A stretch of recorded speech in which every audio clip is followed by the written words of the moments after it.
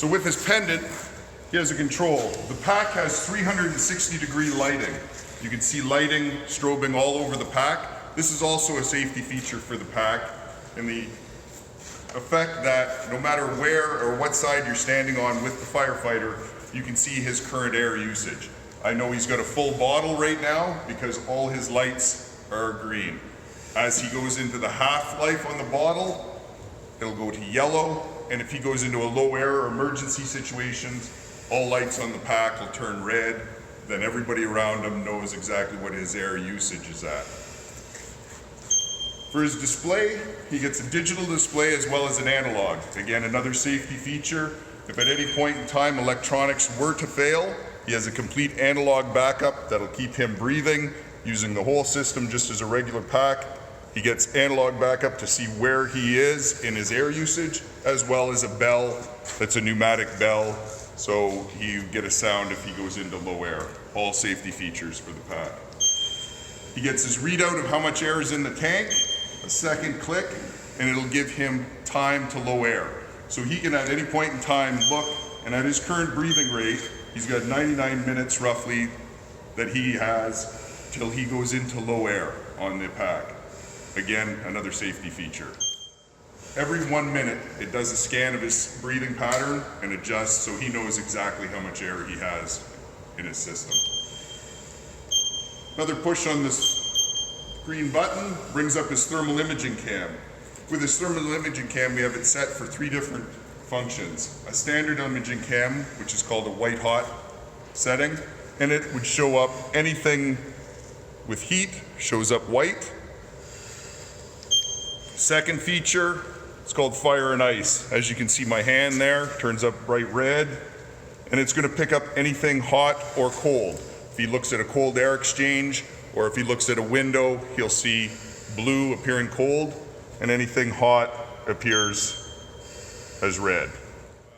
The nice thing about this pack, it allows us to add up to 15 different thermal imaging settings on it.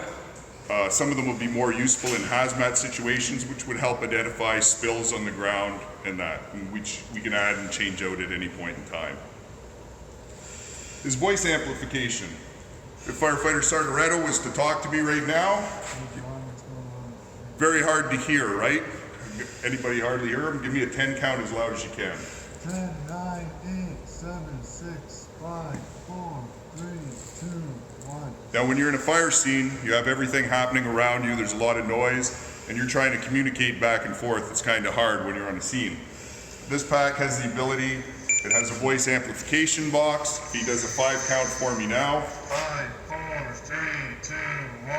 A lot clearer and a lot better able to hear communication-wise what's going on. It is designed that there's no electronics in the facepiece.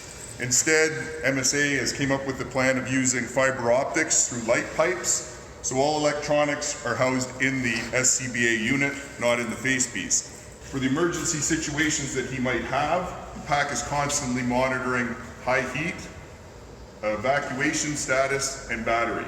If his battery was to go low at any time, he'd get a display showing up in his facepiece, as well as on his display, warning him of the situation that's happening. This unit has telemetry, so added feature for safety for the firefighters. We have our laptop that's mounted on our platoon chief vehicle. Through telemetry, it's constantly communicating with the pack, and it allows us to monitor his air usage, his motion, any alarms that he might run into, who he's partnered with. We can all monitor it from outside in a safe area with entry control. If at any point in time there's a situation that changes outside that they see that he needs to know of, at a single push of a key would trigger a signal to him, and his display would show up telling him to evacuate. So we can remotely call them from outside without having to go over a radio, and it digitally displays right into his pack. So if PC wants him out, hits a button, and he gets a signal, flashing a little running man in his display he gets, as well as the front of his pendant, gets a running man telling him to get out. Immediately he knows he has to evacuate that scene. He acknowledges it by pushing 2 buttons, goes green, but still tells him both in his mask and here that he has to get out. Pushing the buttons sends a signal back to the computer saying firefighter Sartoreto's acknowledged and he's on his way back out. This will continue to light up for him that he has to evacuate till they see him physically outside, at which point they hit a button on the keypad and he goes back into his normal mode and they know he's outside safe.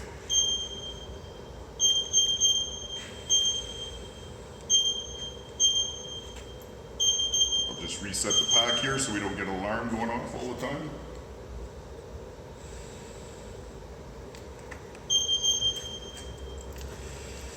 Now with these tags, it's easy to reprogram. If there's updates for the pack, we can program a tag, and it's as simple as pushing a button and touching an area on the pack. It applies the new program to the pack. Also, the packs are coded to each firefighter.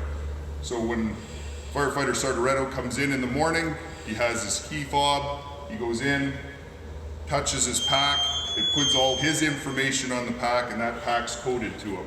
So as soon as he shows up at a fire scene, turns on his air, the computer picks it up, the computer knows that he's on scene, and it's accountable for him, and it's another safety aspect. Then we can keep track of them at the scene so you don't have people going places you don't know where they are or what their air is at. The cylinder, carbon fiber, it's a fiberglass steel reinforced pack with an aluminum sleeve in it. If anybody wants to see, you have a lightweight cylinder versus our old cylinders we used, which was a steel bottle. Huge weight difference alone right there for them.